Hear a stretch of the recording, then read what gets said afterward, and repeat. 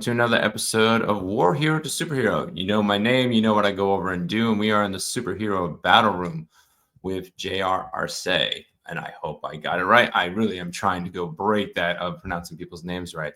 He is a military man, has served his country, is now serving our community overall by providing conversion in the digital world. This is the first person that's going to be more, hey, it's going to be applied every part of your life because we are in a digital world. So this is my first guy that's actually kind of a boardroom and superhero battle room guest. So we're going to get a lot of wisdom from both sides, and we're going to bring him to the stage. Hey, JR, thanks for joining us. Thanks for having me. Yeah, it's much appreciated. This is going to be a unique episode. It's the first time I've kind of merged it both together. So we're going to first talk about the past and how you're going to go bring us into the present and into the digital age. So what inspired you to join the military many moments or many moons ago? Oh, many moons ago. Oh, wow. So my part in joining the military actually came from an inspiration from my father. My father was born in the Philippines, and he always had this passion about joining the U.S. Navy. It was in the 60s and 70s. The story that I've been told is he tried to take the test. He never got to go in, but he continued on his career. And now that when we immigrated to the United States in the late 1980s, he's always had this passion about trying to go into the military because that was his dream. And then when college became a topic, when I was of age, there was an opportunity for me to not only join the military, which was my father's dream, but also a way to get into the nursing realm, which was my mother's dream. My mother was a nurse, and so my path into the military was actually was able to fulfill both my parents' dreams. Number one, my father to join the military, which he wanted to do, but he couldn't. And then my mother wanted me to get into the medical field, specifically nursing. Me being a Filipino culture, and my parents both from the Philippines, there's usually in the science background or an engineering background or medical background, those are the common ways our parents for first generation, they try to push their kids into. And so that was my path into the military, as going through ROTC through California State University Fresno. Got an ROTC scholarship. My track was into nursing, so when I commissioned as a second lieutenant in the United States Army, I directly went into the Army Nurse Corps, and was able to fulfill both my parents' dreams at that time. Wow, the fusion of both parents' dreams. That's very interesting. It's very interesting on when we come from blended cultures. So you have the American culture that's kind of the individualized, choose your own dream, choose your own way. And then you have the Filipino culture. It's more of a social, emotional culture. And you decided to go blend both, that you're able to go over and find a passion within it, but then go fulfill other people's dreams. That is unique and beautiful. So you came in the army, you went over and decided to be a nurse. Probably one of the hardest jobs to go and deal with. It's like you're already dealing with army and then you got the nursing background. So how long were you in and when did you leave? I was active duty from 2008, and I came off of active duty in 2016. I had a unique situation. Force management saw on the active duty side that we had too many nurses. We had too many nurses, and we needed to Big Army needed to let go of a lot of nurses, and I made the cut. And so myself and a bunch of other nurses, we were told, thank you for your service, here's a check, there's a couple options here for you. I was stationed in Germany at the time. My wife was an active duty nurse corps officer, and I had the opportunity of continuing on my service in the Army Reserve. I had no idea we had Army Reserve units in Germany. 7th Mission Support Command is out there, and they also had public affairs units. My last gig on active duty, I was working as a public affairs officer for a medical brigade. And during that time, I decided this is what I want to do. I loved being a nurse, but I loved being a communicator even more. And I loved telling the medical story of what RB medicine was doing in the Middle East, in Africa, and in Europe. Fell in love with the job, wanted to figure out a way on how to do it, couldn't do it on active duty, and the Army had other plans. But that gave me an opportunity. This is kind of the glass half full part, where the door was closed, but another open window was open, and that was an opportunity for me to transition from being an Army Nurse Corps officer to being a public affairs officer. One of the things of being in a specialty corps, if you're a lawyer, if you're medical, if you're chaplain, they kind of keep you on the HR side in a different category, and there's a little bit more restrictions on what you can do. So I found a way on the HR side on how I can branch transfer from the Army Nurse Corps over to AG, which is Adjutant General, kind of the HR type processes and jobs in the Army.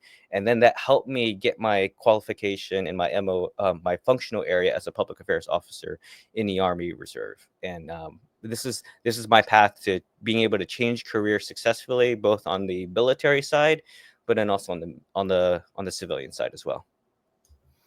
So are you still in the reserves based on that? Because it sounds like it's still active in your mind. So Yes, I'm still in the Army Reserve as a public affairs officer, and it's been a great transition for me from being an Army Reserve, from an Army Nurse Corps officer, and the things that I've learned as a Army Reserve public affairs officer helped transfer those. I transferred those skills over to the civilian side. I was able to work as a contracted speechwriter, did social media management, and I've worked media desk in both contracted and federal positions. Uh, the skills I learned as an Army Reserve PIO really helped carry me over.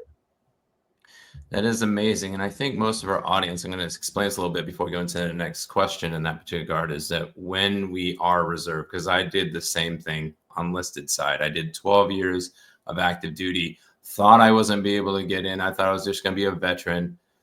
Found out I got disability, and then I was able to then get into the reserve. And that is a special morph because you're still wearing the uniform 1 week in a month or more. You go from thousands of dollars a month to hundreds of dollars a month. And you're still having to now go find yourself in that particular regard, but you're still serving. The mindset's kind of like, civilians, and I'm not trying to be mean to civilians, patriots are wonderful, but that's what we think of. But then we're like working with them Monday through Friday, and I did that for 7 years, and it was a rough transition to a transformation. How did your transition to transformation go? Was it good, and how did you go over and make it to be from a surviving to thriving mentality? To be honest, so my transition period from being an active duty service member to Army Reserve was a huge learning curve.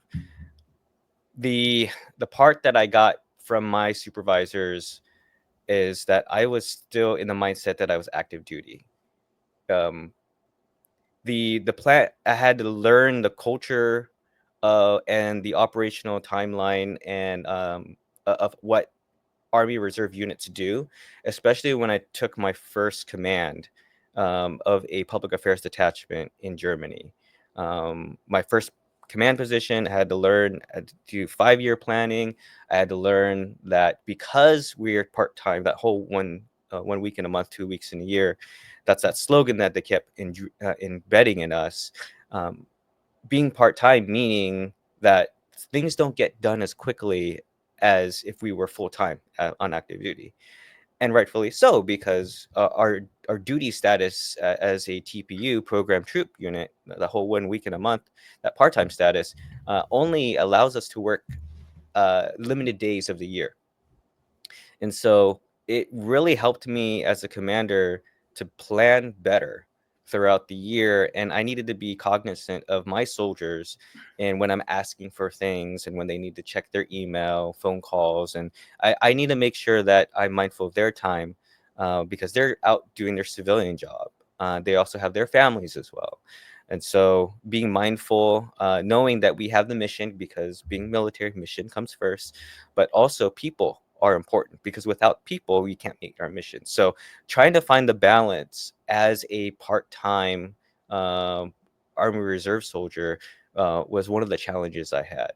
And today, I feel like I'm better at it, almost coming in about another 8 years of being an Army Reserve soldier. So it's a process that I'm learning every day, trying to get better at it. I think that's always the struggle. I've done it for 13 years now, and I did 7 years as a traditional reservist, and now it's going to be 6 as a art, which is an air reserve technician, the hybrid of both. And even though I'm there every day, it's still a struggle because then you're working with traditional reservists that are like, I didn't get that done, and you can't go ask them to go get it done. And then yet you're held responsible in that particular garden, and especially as a commander, you're still getting called nights and weekends and other things because those lines get blurred. So the traditional reserve commanders are like, yeah, you're getting paid for 2, but you're really not doing 2. And they're like still deadlines and trying to go manage that stuff. So I would say, hey, if you're still struggling, I'm still struggling, even dealing with full time and me making my retirement journey. So I totally get that. So you got out in 16 and everything else, and now you're having to build a new community. What made you pivot to serve your current community, and why the drastic pivot from going over from nursing to now doing public affairs and also doing digital media and everything else? So my journey into what I do now as managing a marketing agency was in media actually started years ago, starting as a headshot photographer. While I was on active duty, photography was a huge interest of mine, and I built my photography skills while I was a nurse. So after working shifts, I would moonlight doing product photography, family portraits, and I finally found a niche that I loved doing, which was headshots. I love talking to people. I think it's that nursing background, being able to build rapport very quickly, and then being able to capture that moment as with a headshot. A lot of my clients were finance, business, dentistry. Were some of the niches that I covered primarily, and then after that portfolio and being able to do that storytelling through photography and taking headshots helped me get into the public affairs realm, which was my last gig on active duty. And I took those skills, very early entrepreneurial skills from learning how to manage a photography business, and brought it over to this marketing agency, which I was able to get in with my business partner in 2020. My business partner, Andrew Milner, is a Marine Corps veteran. He's also public affairs, and we actually work together as federal employees, and we worked together really, really well doing social media management. And he was moving on to doing other things, which included his marketing agency. And he was looking for a business partner. And I was always interested in expanding and learning different things in the business realm, and I wanted to sign up with him. And so it made sense because my business partner is more of a visionary. He likes seeing the future, and I like building the processes to get us there. So kind of like if we're as an example, if we're traveling, Andrew will tell me, "Hey, JR, we need to go here," and then I would tell him, "Hey, this is how we do it." So we work hand in hand together because of the different skills and the mindsets that we have. So as business partners, I think we do great together. Um, and the community that we love serving is we love serving churches. We love serving podcasters such as yourself. One of the services that we have is a micro content service, and using micro content to help grow channels so that way more people can have eyes on your channel and you can grow and share your message more. The other part that we love serving is small business owners, service-based businesses, especially those who are trying to finally retire. We're coming into the age where there's a broker that I talked with a couple months ago. He says that we're coming upon a silver tsunami. These are business owners who've built businesses years ago, baby boomers, and they're trying to retire, but they don't have a plan how to sell their business. They don't have succession plan. They don't have someone in their family to pass on the business to. Their books are not in order. Their marketing pipelines are not set, and so these business owners can't really sell their business because, as is at the moment, everything is not ready to sell. And so one of the things that I love doing is talking to business owners in my local area, not only here but afar, anywhere really, and just diving down into tell me about your business, where are the pitfalls, what's your cash flow, how are you getting customers in, how are you continuing to get repeat business, and then as we have conversations, I can start looking at, hey, I've noticed a couple things here and there. I've got some marketing systems that can help increase your pipeline of customers coming in. Because for small business, these business owners are great at their technical skill. They're great in doing HVAC, electrician work, carpet cleaning. They're great at their craft, but they need a little bit of help when it comes to the business aspect. And that's where I feel that my company can help them understand, hey, this is your pathway of how a customer gets to you, and this is how you get money every month. So that way you can put food on the table, feed your family, and continue running the life that you want to live. And if I can help give more business to them or help streamline it, it just blows business owners' minds that, hey, I'm helping with their livelihood, really. And that is a beautiful thing, especially where you're living from. That is a testimony in itself, living in the DC area and able to go. We're going to go into this next question. I'll tie this together. So, you're living in the DC area. You started a business in the midst of COVID and everything else, and you're helping now these small businesses and with these silver people that are going and wanting to retire, because it's roughly 10,000 a day. The last numbers I looked, that are 65 and wanting to go over and retire. They're like done. But yeah, you're right. They've kind of homie G'd relationship the business and they have their quote unquote book of business, but could they track it? Not really, unless you're like a State Farm agent, those people literally you transfer the book of business. I was going to be a State Farm agent, so I knew a little about that world. But what do you do when the pressure and tough times come up for you in that secret fuel? Because just in myself, that's an amazing story that you started a business in the midst of COVID. You're in the DC area, young family and everything else, reservist, still balancing that all. So how do you go over and deal with those pressure and tough times? What is that secret fuel that you have that maybe our audience can learn from? What keeps me going is I have to start with my why. One of the things that my best business partner and I have talked about is, why are we doing what we want to do? Um, the biggest thing that keeps me going is my family. Uh, I want to have a position that in the family that I can be available for my children, I can help provide, and still manage the household. And so, being working as a digital marketing owner and running this business gives me that flexibility. So I could be there at a young age for my kids as they're a young age. So want to be present as much as possible. I get a lot of. I've been talking with a couple other business owners in my circle, and one of the things that they regret is not being able to spend time with their kids. They're busy and they're grinding with the business. Some of them are working a 9 to 5 job and building their side hustle at the same time. And sometimes we need those pain points to help us get to where we need to go. But the one thing that's been consistent in conversations is just, kids are young only once, and they look back and they say they miss those years. So as I'm thinking about my 7, 6, and now 2-year-old, that and my 2-year-old just turned 2 today. I'm thinking about, uh, am I making the things that are doing now, will they remember the times that I have with them? Is what I'm doing helping set a legacy for my family, so that way I'll be able to provide for them later in the future? It's a lot to balance, but the one thing I want to do by having this business is have that flexibility so I could be there for them. And I think that's huge. And that's good wisdom to have in the early years and to pass on to our audience.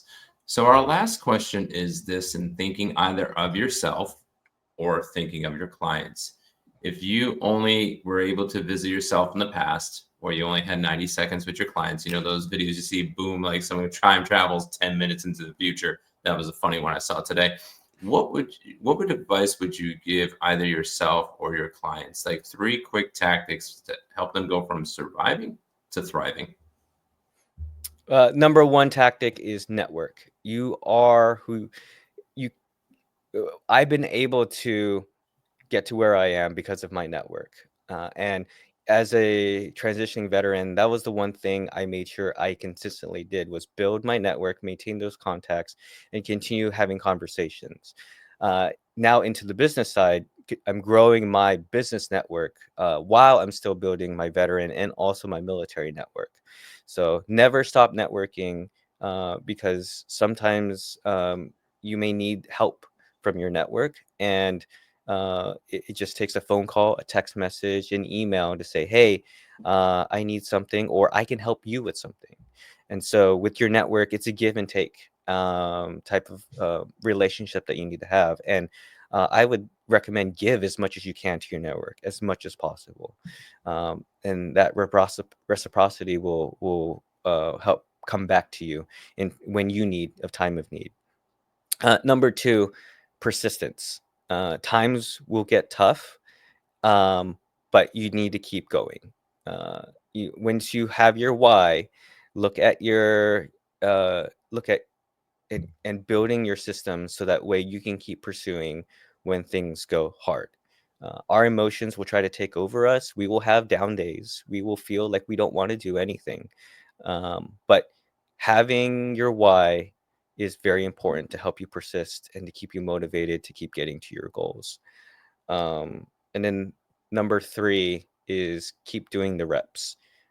As you do the things you need to do with your business, if it's education, if it's your military career, or if it's family, you have to keep doing the reps. You got to keep to do the simple basic steps every day, because that's going to help build that muscle memory. So when you lose that motivation, you can still keep going. You're almost like a robot in a sense. And not to say that robots are bad. I know we're in the age of AI and all that's going on, but continuing to do the reps and continue to do the things that you know you need to do. Whether it's building your business, setting up your plan, looking at your financial strategy, what is your marketing pipeline, taking care of the little basic things and making sure you tackle those and keep doing the actions you need to do every day will keep in the muscle memory, so that way you can keep moving and keep thriving, because it's really with everything, going and starting with your basics will help you thrive later. Yeah, I definitely agree with your last one. It's taken me 10 years of reps of content now for people to finally start trusting me. And people are watching silently in this generation now. They will scroll, and as you're watching live, I'm challenging everybody else, hey, don't just scroll, click it so we all can go over and spread the message out. But people will silently go scroll, they'll watch with the auto caption, and you don't know that they're watching, and yet they come out to you. I had one guy cyber stalk me one time. I was like at Luke Air Force Base. I'm doing an air show. I'm doing a live before I go work for the air show. And he's like, I've been watching you. Squeeze me. And it's like after I got done the live, thankfully. And he's like, I've been watching you for years. And I'm like, and you are who? And he's like, I love your content. And I'm like, okay, thanks. But I didn't know who he was from Sunday. I didn't know he was watching me. I thought he was going to try to do this while I was watching the live, like watching me while watching the live. I was like, wow. So yeah, those reps are important. It takes a while to go build. So I'm thankful that you over and share that. JR, I want to thank you for going over and coming on our show and sharing your wisdom and everything else. We're going to give you the floor one more time if you want to talk about your media company, any CTAs you got, and everything else, and then we'll close out the credits. So the floor is yours. Thanks for having me. Waza Media is a digital marketing agency that helps businesses get more customers using digital advertising. If you go to my website, waza.media, it's not a .com, not a .net or anything, it's waza.media. If you go ahead and look at our booking calendar, you can go ahead and happy to give you a free consultation to see where you are in your business. We can dive deep into your business, see where you are. Happy to help small business owners, service-based businesses especially, get to where you need. I've been able to do it for plenty of businesses, and willing to do it for yours as well.